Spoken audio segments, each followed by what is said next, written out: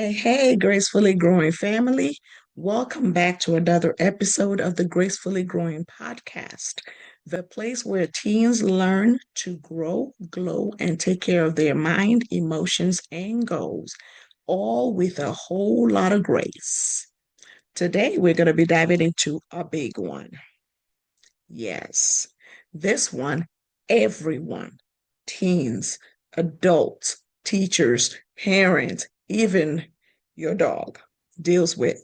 How do you stay motivated when you literally don't feel like doing anything? Welcome to the Gracefully Growing Podcast, where we provide you with real talk, real growth, and real tools to help you thrive in school and in life. I am Dr. Kemi, educator, author, speaker, and gratitude advocate, as well as mom to the most amazing 13-year-old sunshine. And of course, I continue to be excited each week that you choose to continue on this journey with me. And for some of you, this is your first time ever seeing me. So welcome. In the Gracefully Growing podcast, we explore the 5 key principles that will lead you to a fulfilling life. And these 5 key principles are gratitude, reflection, affirmations, connections, as well as empathy. So, if this is your first time here, like I stated, this is what we do. We break down each of these 5 key principles and we show you how to live with intention in this wild journey called life using the 5 key principles. Also, I need your help. Would you please help me get to my first 1,000 subscribers by clicking that subscribe button right now? Be sure to comment and be sure to share with your community. And also, do not forget to turn on the notification bell so that you receive a notification every time I drop a new episode. And I drop a new episode every Monday morning. All right. I want you to go ahead, grab your notebook, grab your journal, grab a snack, and let's get into it. And if you're looking for a great journal that will help you on your journey, I have written the Affirmation Gratitude Journal right here. Let's see. This is the Affirmation Gratitude Journal written by yours truly. It's available on Amazon, and I'll be sure to post the link in the show notes for you. All right, let's get into it. How do you stay motivated when you literally don't feel like doing anything? Everybody has those days, everybody, including me. But how do you stay motivated when you don't want to do anything? You know, those days where your alarm goes off and your brain is like, yeah, no, we're not doing that today. Or when you have homework that is due, but suddenly organizing everything feels more important. Yeah, those days. I know when I'm feeling demotivated is when I want to clean my house, I want to organize, I want to fold clothes instead of doing the thing that I'm supposed to be doing, which could be creating content for you all, or it could be a report that I have due for my job. And I want to do everything else but those things. So I know when I'm not feeling motivated, and I'm sure that you sometimes feel the same way. Let's talk about why motivation disappears. How do you get it back, even in small amounts? How to keep going when you don't feel like it, and how we're going to use the GRACE framework to stay grounded and consistent. First of all, let's normalize something right now. Motivation is not a personality trait. It's not something that some people are born with and others are just not. Or some people make you feel like, oh, yeah, you missed out on motivation. No, it's not a personality trait. Motivation is a feeling, and feelings are moody. Yes, they are. Feelings show up whenever they want. They leave without notice, and sometimes they ghost you completely. So if you wake up today, like, I have things to do, but I don't want to do any of them, congratulations. Let me tell you this, you are human. You are not lazy. You are not broken. You are not bad at life. You are simply human. Now let's talk about why motivation goes missing. Because once you understand the reasons, you will stop beating yourself up and start working with your brain instead of against your brain. I'm going to give you 7 reasons why motivation goes missing. And we're going to start with reason number 1. You're tired in every way possible. That's the most common one. And it's not just that I need a nap kind of tired. I'm talking mentally tired because your brain has been on all day. I'm talking emotionally tired because you're dealing with people, drama, expectations. I'm talking physical tiredness. Maybe you participate in sports. You walk in the hallways at your school. You have practice, you have chores. And then I'm talking about spiritually tired, when life just feels heavy, when you are exhausted. So when you're exhausted, your brain goes into energy saving mode, much like your phone battery that goes into energy saving mode. Your brain does that when you are either mentally tired, emotionally tired, physically tired, or spiritually tired. And that is a way for your brain to just kind of save you. So it's your brain saying, hey, my battery is low, no extra task today. I'm going to go on low battery mode. What then happens is when you sit down to do homework and suddenly feel that strong urge to stay at the wall, reorganize your desk, or take a quick nap that turns into 2 hours. That's not laziness. I want you to recognize that that is fatigue. And tired brains don't feel motivated, they feel protective. Number 2, you're overwhelmed. And overwhelm kills motivation faster than anything.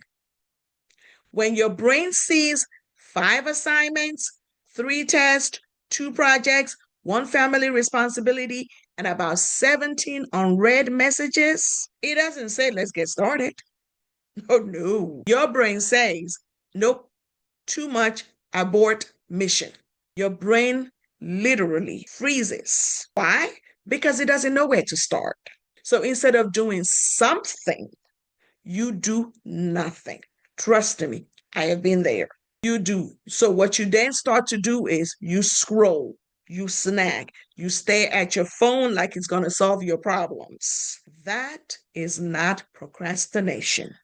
That is you simply feeling that overload and that fatigue. Reason number 3, let's be honest. Some things are just boring, right? Not everything is exciting. Not every assignment feels meaningful. Not every task sparks joy. And your brain loves stimulation. So when you're asked to read something you don't care about, write something that feels pointless, or do something repetitive, I call these the tedious tasks. Your brain is like, yeah, we're not doing that. Absolutely not. Where's the dopamine? That's why this is the reason why TikTok feels so powerful, because it's giving your brain tiny rewards every few seconds. Schoolwork, that's long-term reward. However, TikTok, that's short-term reward. And your brain prefers that short-term fun unless you help it to see your bigger picture. So, number 4, stress is stealing your energy. Stress doesn't just make you anxious, it drains your motivation as well.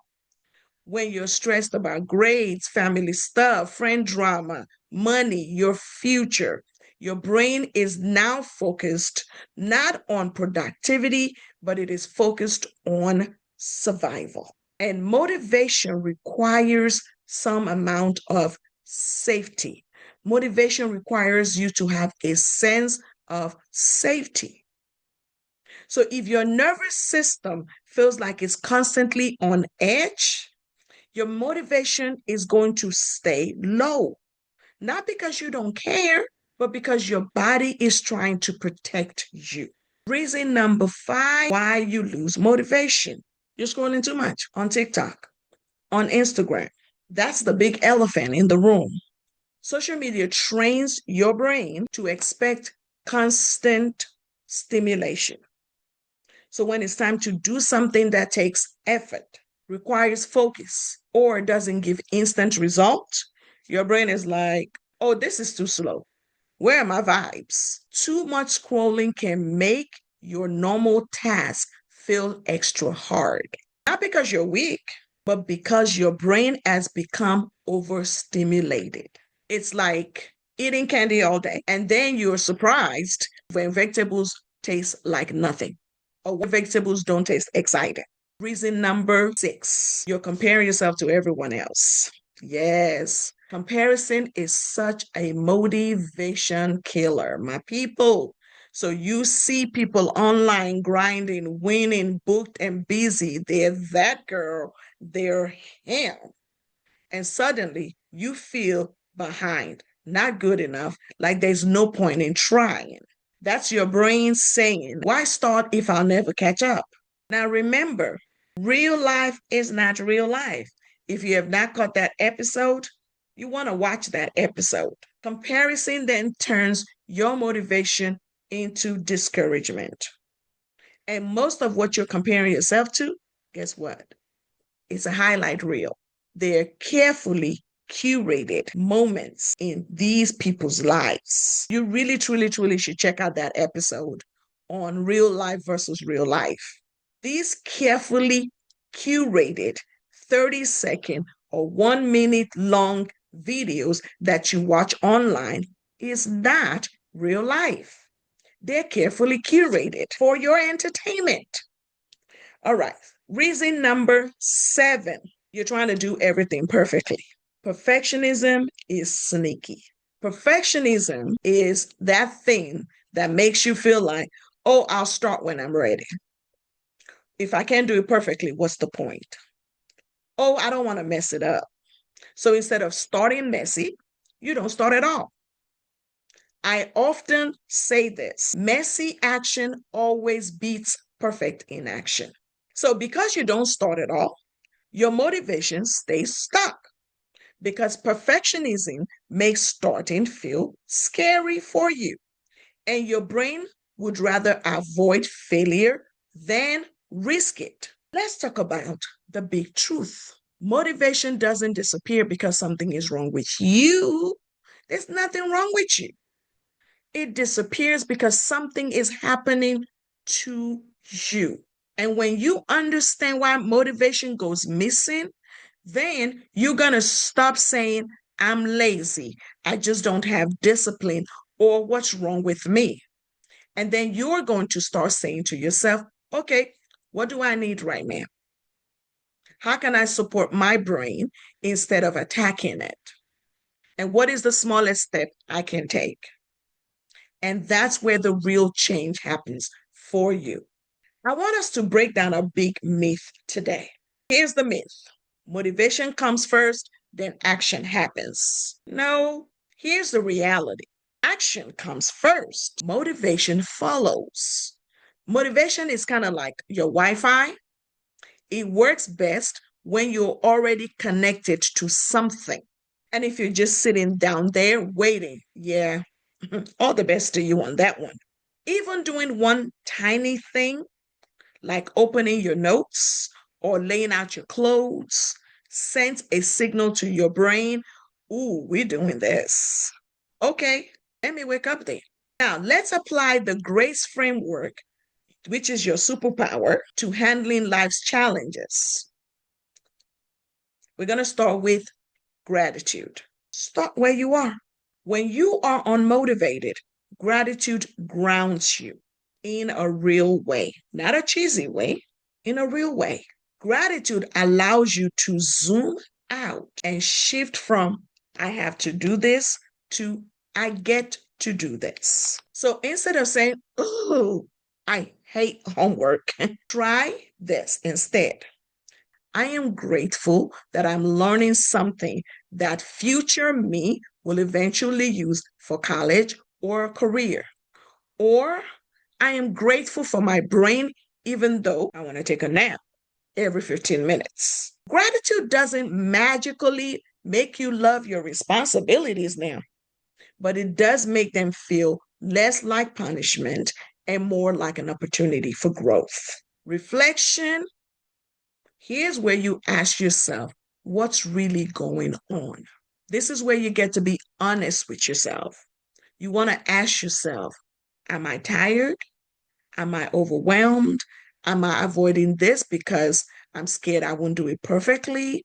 Am I distracted? Am I bored? Once you have the responses to these questions, it really does help you to pinpoint and to start taking action. Reflection is like checking your phone battery. You can't fix the problem if you don't know whether you are 5%, 10%, or 95% motivated. Here's a real life example for you. Let's say you're procrastinating on studying. It's not because you're lazy. It might be because the assignment looks huge and your brain is protecting you from that overwhelm. So therefore, when you name it, you can tame it. I did a whole episode on this as well. When you name something, you can tame it. Are you tired? Take a break, take a nap. Are you feeling overwhelmed? Well, take out a piece of paper and make a list. Are you avoiding it because you won't do it perfectly? Start doing it messy. You could come back and fix mistakes later. Are you distracted? Well, figure out what's distracting you and work on that. Or are you bored? Now remember, not everything has to be exciting. So figure out a way to make it exciting for yourself. Talk about affirmations. Affirmations is where you speak life into your day. Affirmations are not cringy. They're not cheesy. They're literally a way for you to reprogram your brain with words, with your self-talk, your positive self-talk. When your motivation is low, your inner voice gets loud and rude. So it starts to say things to you like, you're behind, you're not good enough, everyone else is doing better than you. And what affirmation allows you to do is interrupt that nonsense and that foolishness. So I want you to try this. I can do hard things even when I don't feel like it. Small steps count. I am capable even on low energy days. I don't need to be perfect. I just need to start. I want you to say these out loud. I want you to write them on sticky notes. Set them on your phone as your wallpaper. Let your voice, let that positive inner voice speak louder than your doubts. Moving on to the C in the GRACE framework, connection. Who do you have that can support you? Let's be real. Staying motivated is easier when you're not doing everything alone. I often say this, you don't have to do hard things alone. Connections matter. Study buddies, accountability partners, teachers who can help you, parents who can remind you, friends who will hype you up, coaches or mentors. Hi, that's me. A good friend that would text you and say, hey, did you study yet? A great friend will tell you if you don't start your homework. A great friend that can tell you something like, if you don't start your homework, I'm going to change your TikTok For You page to be all math tutorials. You need people in your corner who push you, who love on you, who make you be better, and they do everything with love and with humor. You need those kinds of people. Vet your friend circle. Vet your connections. If you don't have people in your life that are motivating you, speaking life over you, you need those kinds of people in your corner, in your life. Let's talk about empathy. Empathy is all about being kind to yourself. And this is one of the most important steps, I believe, in this process. As a teenager, you're dealing with so much. You're dealing with academic pressure. You're dealing with friendship drama. You're dealing with social media comparison. You're dealing with family stress, extracurricular activities. Some of you even have jobs. And then you're on top of all of that, you're trying to figure out who you are. That's a lot. So when you are unmotivated, don't go straight to telling your brain, I am failing. No, you're not. No, you're not. Don't tell yourself you're lazy. Don't tell yourself you'll never get it together. I want you to replace that with empathy. And that empathy is telling yourself kind words, such as, I'm doing the best that I can with what I have today. It's okay for me not to be okay. It's okay for me to take breaks. I don't have to feel motivated to make progress. Your motivation will grow when you stop punishing yourself for not having it. I'm going to give you 5 practical hacks for motivating yourself. And I'm going to start with number 1, the 5-minute rule. Tell yourself, I'll do it for 5 minutes. Before you know what's happening, 5 minutes turns to 15, then 20. And before you know what, it's done. Your brain just needed a little push. Number 2, break tasks into micro steps. Instead of do my project, try open Google Doc, type out my title page. I'm going to write 2 sentences. There you have it, progress. Even a simple task like cleaning your room, you could break that down into small, manageable steps. Pick up my shoes off the floor, pick clothes off the floor, organize my electronics, sweep the floor. Break them down into small, manageable steps. As an adult, I do this as well. Adults feel overwhelmed as well. So don't think it's just you. We feel overwhelmed too. Number 3, make it fun. Yeah, fun. Play music. Turn it into a challenge. Turn it into a game. Study with a timer. Reward yourself with maybe a little break or some snacks. When I'm doing a task that I'm not motivated to do, I turn on music and I work on my task while listening to my playlist. Number 4, protect your focus. Sometimes motivation is missing because distractions are loud. So you may want to turn off notifications from TikTok, Snapchat, Instagram, your friend group chat, all of those things. Give your brain an opportunity to show up for you. And number 5, check your energy, not your to-do list. If your energy is low, then adjust the task.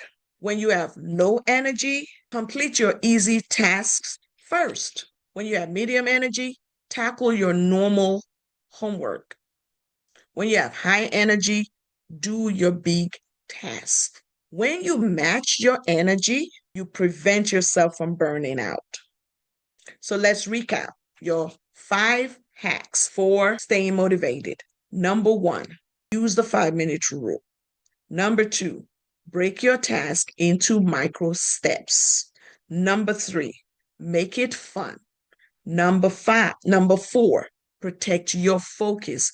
And number 5, check your energy, not your to-do list. That was quite a lot, isn't it? So let me give you a little example. Imagine this. It's Monday. You stayed up late, binge watching your favorite show that you knew you shouldn't have started on Sunday night at 10:30. Me. Now you're tired, you're annoyed, and unmotivated. Let's work through how you will deal with that using the GRACE framework. So we're going to start with gratitude.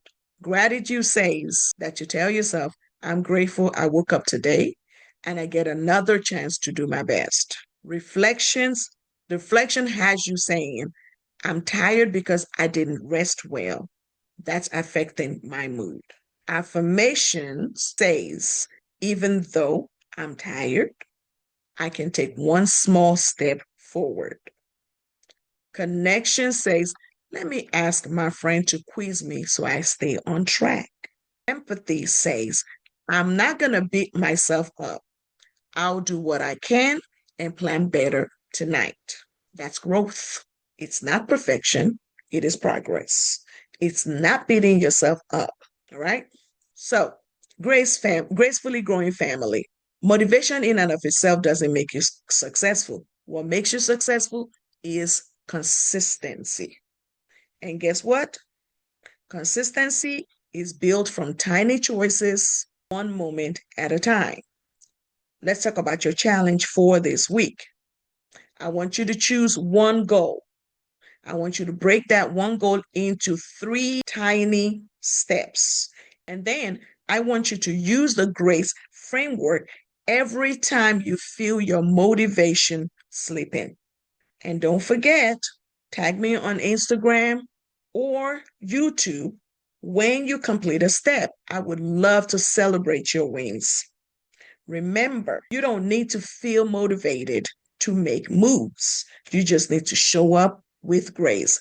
And until next time, I want to thank you for hanging out with me today on this episode of the Gracefully Growing Podcast. If this episode helped you, I want you to share it with a friend who needs a little motivation boost today. Until next time, stay growing, keep glowing, and keep living with grace. And remember, you got this. And that's a wrap for today's episode of Gracefully Growing. Thank you so much for tuning in and growing with me. Remember, living with grace means showing gratitude, taking the time for reflection, speaking powerful affirmations, building strong connections, and practicing daily empathy with yourself and others. If today's episode gave you something to think about, inspired you, or made you smile, don't forget to like, share, and subscribe so you never miss an episode.